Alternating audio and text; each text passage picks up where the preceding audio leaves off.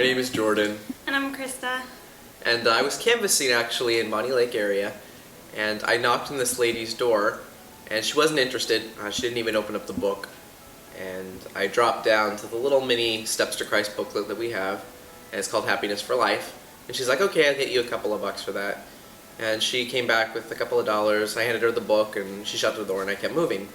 And I went down to my tea and crossed over and met up with Krista, who was the person that I was supposed to meet before we got picked up. And then this lady was at her front door and she just says, "Hey, come over." So I was like, "Okay, Jordan can just go over there." And she's like, "No, I want to see you guys both." And then she's like, "So what are you guys doing? Like, what church are you with?" And she wanted to see what we had. Like, she was actually excited about it. Because she had opened up the Happiness for Life, and she had noticed, right off the bat, in the 10 minutes it had been since I'd been at her door, that we were something different. And she was like, "I'm really interested." And she was asking a little bit about ourselves, and we followed her into her backyard, and she wanted to see everything.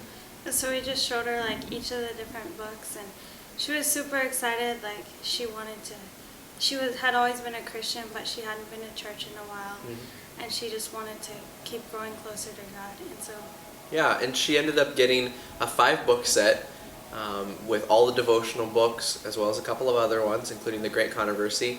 And she was actually really excited about The Great Controversy. She thought it was a really neat book.